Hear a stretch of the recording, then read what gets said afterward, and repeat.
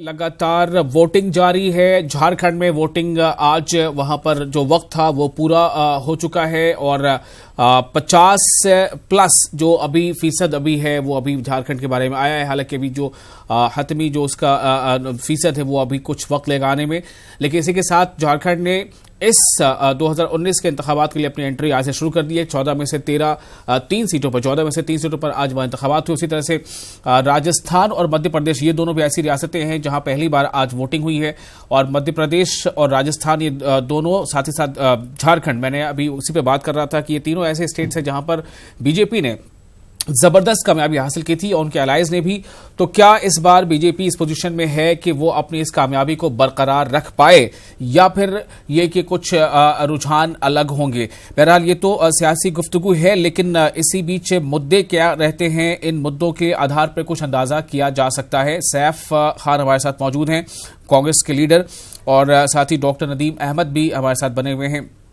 सैफ साहब, एक सवाल फिर से आपके पास हारों लेकर कि आज चौथे मरहले का इंतखाब हो रहा है, इसके बाद 3 और मरहले बच जाएंगे, लेकिन एक बात बार बार सामने आ रही है कि एक अच्छा मौका कांग्रेस के लिए इस बार, खास उससे तमाम अपोजिशन पार्टियों के लिए भी था, न सिर्फ कांग्रेस के लिए, लेकिन जो एक एंटी जो इनकम्बेंसी अगर कहीं पर इस्तेमाल हो भी सकता था, लेकिन जो विपक्ष है यानी जो अपोजिशन पार्टियां हैं वो बिखर गई, अपोजिशन मुत्तहिद नजर नहीं आ रहा है। क्या इसका आपको अफसोस थोड़ा रहेगा या कांग्रेस की स्ट्रैटेजी कुछ अलग है?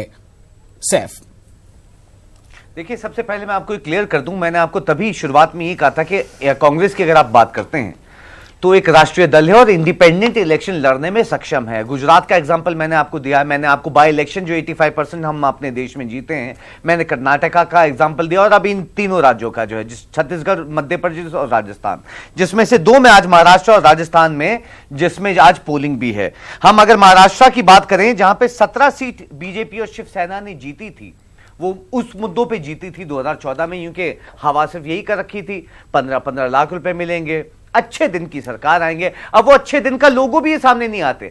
आज आप कोई भी ऐड जो है भारतीय जनता पार्टी का सुन लीजिए, वो अच्छे दिन की सरकार का जिक्र नहीं करेंगे, क्योंकि जो है अब वो 2014 का वो हो चुका, अब जनता देख चुकी। और इन तीनों राज्यों में जो है जता भी दिया था, दिखा भी दिया था। महाराष्ट्र की बात करें, 17 सीटें 2014 में शिवसेना और भारतीय जनता पार्टी ने जीती। राजस्थान की अगर आप बात करें, जिसमें पूरी ही सीटें भारतीय जनता पार्टी ने 2014 में बैक की थी, वो भी इसी झूठ के ऊपर थी, अच्छे दिन आएंगे, बेरोजगारी खत्म होगी, सस्ता होगा। सस्ता क्या होगा साहब? हर चीज बढ़ा दी, एक्साइज ड्यूटी बढ़ा दिया, सर्विस टैक्स बढ़ा दिया, प्लेटफॉर्म टिकट बढ़ा दिए, मेट्रो के फेयर बढ़ा दिए, गैस सिलेंडर बढ़ा दिए, पेट्रोल डीजल पे 140% ड्यूटी ले रहे हैं, जो है 150 रुपए जो है वो एटीएम की ट्रांजैक्शंस में दे रहे हैं, और अब टीवी के फेयर्स बढ़ा दिए। यानी ऐसा कोई भी चीज नहीं रहा जिसमें आप जो है महंगाई बढ़ा नहीं सकते। फिर हम अगर इसकी बात करें, झारखंड की बात करें, तो झारखंड में भी 14 सीटों में से 12 सीटें जो है भारतीय जनता पार्टी के अंदर जो है वो 2014 में गई थी, वो भी इसी के ऊपर गई थी कि अच्छे दिन की सरकार आने वाली है। यानी सच्चाई सैफ साहब, यहां जब हम बात कर रहे हैं तो यही विशाल का भी सवाल था कि कांग्रेस जो है वो मौके से फायदा क्यों नहीं उठा पाती है, अपनी मजबूत चीजों के साथ आगे क्यों नहीं बढ़ पाती है? ऐसी बात नहीं है बिल्कुल। अभी जो हम छत्तीसगढ़, मध्य प्रदेश और राजस्थान जीते हैं, वो हम अपने जो है कामों पे ही जीते हैं, वो सच्चाई बता के ही जीते हैं। और सच्चाई ये है कि आज हमारी देश की जीडीपी ग्रोथ क्या है, मैं ये बात बताता हूं। 10.8% हम 3 मरतबा छू चुके थे। आज चाइना की भी 10% की जीडीपी ग्रोथ चल रही, 14 ट्रिलियन की इकोनॉमी है। हम 2013 में 3rd फास्टेस्ट ग्रोइंग इकोनॉमी थे, 4.8 ट्रिलियन की इकोनॉमी। आज हम 7वें नंबर पे स्थान पे खड़े हुए हैं। आप विमेन सिक्योरिटी की बात करती हैं तो हम चौथा ऐसा देश है ग्लोबल पीस इंडेक्स के लिहाज से in terms of women security. आप रुपये की बात करते हैं, जो लगातार हमने गिरावट जो है रुपये में देखी, हमने अनएम्प्लॉयमेंट रेशियो जो है हमारे देश में बढ़ता हुआ देखा है। आज 550 नौकरियां दिन की खराब हो रही है, ये एवरेज जो है नीति आयोग कह तो रहा है चिल्ला चिल्ला के। नीति आयोग आयोग है लगातार कह रहा है कि 7 मिलियन लोग जो है बेरोजगार हैं। Central for monitoring Indian economy कह रही है कि 2018-18 में 1,80,00,000 नौकरियां खराब हो गई। ऐसे ही बहुत सारे मौजूद है, सच्चाई के मुद्दे यही है। और कि आपने थोड़ी देर के लिए आपको रोकना चाहूंगा, एक अच्छी तस्वीर सिर्फ इसलिए कि ताकि वोटिंग ज्यादा से ज्यादा हो। मुंबई में जिस तरह लगातार तस्वीरें आ रही थी कि बड़े सिने स्टार्स भी आज पहुंचे, और कुछ देर पहले की तस्वीर हम आपको दिखा रहे थे, लेकिन हम तस्वीर तो अभी दोहराएंगे फिर। लेकिन आपको ये बता दें कि जो बड़ा घराना है मुकेश अंबानी, ये आप तस्वीरें देख सकते हैं, अपने अहले खाना के साथ वोटिंग के लिए पहुंचे हैं बूथ पर। और जो जमहूरियत ने जो सबको बराबर बराबर हक दिया है, मुकेश अंबानी की जगह अपने बिजनेस में क्या है, एक आम आदमी की जगह क्या है वो अलग, लेकिन यहाँ जो वोट का पावर है वो सबका बराबर है। हर एक इंसान के वोटिंग का पावर बराबर है, और इसी वोटिंग का हक जो है वो अदा करने के लिए और हक रायदही का इस्तेमाल करने के लिए मुकेश अंबानी अहले खाना के साथ पोलिंग बूथ पर। ये बिल्कुल सही विशाल, आपने कहा कि हिंदुस्तान के जो जमहूरियत है उसकी बहुत खूबसूरत तस्वीरें जो हैं वो हमें इन्हीं तमाम मौकों पर देखने को मिलती हैं जब पूरा हिंदुस्तान एक साथ नजर आता है। मुकेश अंबानी, नीता अंबानी और उनकी बेटी, साथ ही साथ उनके जो बेटे हैं, वो भी पूरा इस वक्त जो उनका खानदान है वो अपने वोट को डालने के लिए पहुंचा है। मुंबई में लगातार हम देख रहे हैं, हालांकि कहा जाता है कि मुंबई जो है वो जिस तरह से छुट्टी का जो है इस्तेमाल करना बखूबी जानते हैं मुंबईकर, लेकिन आज जो तस्वीरें सामने आ रही हैं उसमें लगातार हम देख रहे हैं कि अब आप कह सकते हैं कि शाहरुख खान हैं, गौरी हैं, सलमान खान हैं, इस तरह की अमिताभ बच्चन हैं, उन्होंने भी अपने अहले खाना के साथ डाला था। और इस वक्त हम देख रहे हैं कि जो सबसे बड़ा सनती घराना है उन वो लोग भी अपने वोट का इस्तेमाल करने पहुंचे।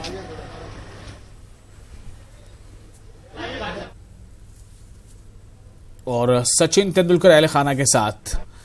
और इसी बीच एक खबर आ रही है थोड़ी परेशान करने वाली। मुंबई के माटुंगा इलाके में बिग बाजार है, और उस बिग बाजार में आतिशजदगी का वाकया पेश आया है। मुंबई से ये तस्वीरें भी आप फिलहाल देख रहे हैं, जहां पर जो बॉलीवुड स्टार्स है वो वोट कास्ट करने आए हैं। इसी बीच ये खबर थोड़ी परेशान करने वाली है। आग करीब 5 बजे लगी है। बिग बाजार के ऑयल सेक्शन में ये आग लगी है। मुंबई में दमकल की तकरीबन 10 गाड़ियां बताया जा रहा है कि इस जाए वाकये पे पहुंची है और आग पर काबू पाने की कोशिश की जा रही है। एक तरफ जमहूरियत का जश्न बन रहा है, वोटिंग के लिए बड़े बड़े चेहरे भी बूथों तक पहुंच रहे हैं। वहीं दूसरी खबर एक मुंबई से है। मुंबई के माटुंगा इलाके में बिग बाजार जो वाकई है, उस बिग बाजार में आग लगी है और ऑयल सेक्शन में ये आग लगी है। तकरीबन 10 गाड़ियां दमकल की वहां पहुंची हैं और आग पर काबू पाने की कोशिश लगातार जारी है।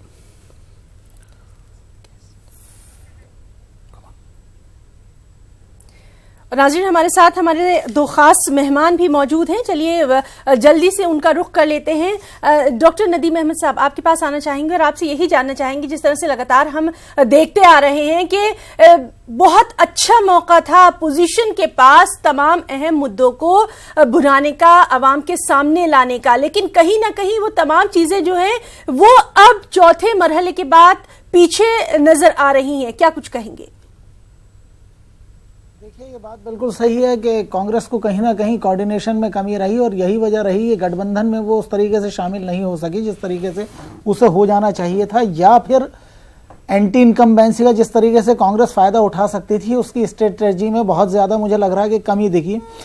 सैफ भाई बहुत ज्यादा मेहनत करते हैं, बहुत ज्यादा मेहनती वर्कर हैं कांग्रेस पार्टी का, लेकिन मुझे लग रहा है कि इतनी ज्यादा मेहनत इनकी पार्टी के दूसरे लीडरान नहीं करते हैं। तो लैक ऑफ कोऑर्डिनेशन और कुछ अहम जैसी एक बड़ी पार्टी जैसे होना, ये जो अहम होता है या ये जो ईगो होती है, मुझे लग रहा है कि इसने भी कहीं ना कहीं ये रोल प्ले किया कि कुछ हद तक आगे बढ़कर ये गले लगाते रीजनल पार्टीज को। रीजनल पार्टीज की जो मर्जी थी या उनकी जो विशेष थी उसके ऊपर कुछ काम आगे चलता और किसी तरीके से मुआहदा हो पाता। उस तरह का कोऑर्डिनेशन भी नहीं हो सका और उस तरीके से काम भी नहीं हो पाया। तो मैं ये समझूंगा कि कांग्रेस के पास एक बहुत अच्छा मौका था एंटी इनकम्बेंसी में बदल देने का वोटर का मिजाज को, लेकिन वो उसे पूरी तरह से भुना नहीं पाए और कहीं कहीं कांग्रेस जो है वो कमजोर भी रही है वोटर का एतमाद हासिल करने के लिए या उसका रुख अपनी जानिब मोड़ने के लिए। एक और अहम बात मैं यहां पर कहना चाहूंगा कि चौथे फेज का इलेक्शन चल रहा है और कंटिन्यूटी के साथ इलेक्शन चल रहा है, लेकिन उस तरीके का जो मास लेवल के ऊपर वोटिंग होनी चाहिए मुझे वो भी नहीं दिख रही है। हालांकि लोगों का एतमाद है हिंदुस्तानी जमहूरियत के अंदर। अभी आपने देखा कि बड़े बड़े स्टार जो हैं वो अपने हक़ राय दही का इस्तेमाल कर रहे हैं। इसके अलावा 9 करोड़ जो नया वोटर जुड़ा है, जो युवा वोटर है, नौजवान वोटर है, वो भी अभी अपने हक़ राय दही का इस्तेमाल करने के लिए बहुत ज़्यादा पुरुम्मीद भी है और पुरजोश भी है। लेकिन उसके बावजूद भी परसेंटेज उस तरीके से नहीं बढ़ रही है जिस तरीके से बढ़नी चाहिए थी। बहुत हाईटेक दौर हो रहा है, बहुत डिजिटली हम लोग तरक्की के रास्ते पर आगे चल रहे हैं, गामजन हो रहे हैं लगातार, लेकिन परसेंटेज पोलिंग की जो है वो उस तरीके से मुझे दिखाई नहीं देती जिस तरीके से होनी चाहिए थी वक्त के बदलते हुए। जी लेकिन सैफ साहब इस बात को नहीं मानते। उनका कहना है कि कांग्रेस जो है ये मादा रखती है कि अकेले वो इंतखाबात पे लड़े। मुझे लगता है कि कांग्रेस ने एक हिकमत अमली के तहत कि जहां पर हम मजबूत नहीं है, रीजनल फोर्सेस ज्यादा मजबूत है, वहां हाथ मिलाया है। जैसे एक एग्जाम्पल हम ये बता रहे थे, झारखंड का है और महाराष्ट्र का है जहां पर एनसीपी के साथ कांग्रेस ने गठबंधन किया, तमिलनाडु का है जहां डीएमके के साथ कांग्रेस ने गठबंधन किया। लेकिन सैफ साहब, क्या आपको नहीं लगता कि यही कहानी अगर यूपी में दोहराई जाती गठबंधन की तो मामला कुछ और होता? देखिए, ये सवाल जो है राष्ट्रीय अध्यक्ष से होना चाहिए था, राहुल गांधी जी से, कि जो आपने गठबंधन क्यों नहीं किया। मैं आपको बता चुका हूं कि हम एक राष्ट्रीय दल हैं और अभी अभी जो है तीनों राज्यों में जो है इंडिपेंडेंट परफॉर्म करके, इंडिपेंडेंट मैंडेट लेके जो है जीत के आए हैं। तो हम एक राष्ट्रीय दल है। हमने सपा के साथ में जब पहले गठबंधन किया था विधानसभा में तो हमें लॉस हुआ था, इसमें भी कोई दो राय नहीं है। तो ये सच्चाई की बात है कि हमने जब गठबंधन में आए थे तो लॉस हुआ था। मगर हम ये भी जानते हैं कि सरकार को कैसे 10 साल जो है हमने एक जो है यूपीए 1 और यूपीए 2 में 13 से 14 जो है पार्टीज हमारे साथ में रही। हमने एक सक्सेसफुल गवर्नमेंट जो है चला के दिखाई भी है और हमने जो है परफॉर्म करके दिखाया भी है, जहां हमारी 10.8% जीडीपी ग्रोथ। चलिए, वक्त की कमी है, माजरत चाहूंगा, लेकिन चाहूंगा कि आप जिन दावों और वादों को सामने रख रहे हैं ये आपकी बात आपके लिए पूरी हो जाए तो बेहतर है। बहुत बहुत शुक्रिया हिना, वक्त की कमी है। और नाजरीन, हम आपको बता दें कि आज दिन भर जिस तरह से लगातार हम आपके सामने मौजूद रहे हैं, इलेक्शन की तमाम आपको अपडेट देते रहे हैं, आगे भी ये सिलसिला जो है वो जारी रहेगा। और अब से कुछ ही देर बाद आप देखिए हमारा बहुत ही खास प्रोग्राम प्राइम डिबेट, हमारे साथी अबू हुरैरा के साथ। मुझे और विशाल को अब इजाजत दें और अपने खास मेहमानों का भी हम बहुत बहुत शुक्रिया करना चाहेंगे। आदाब।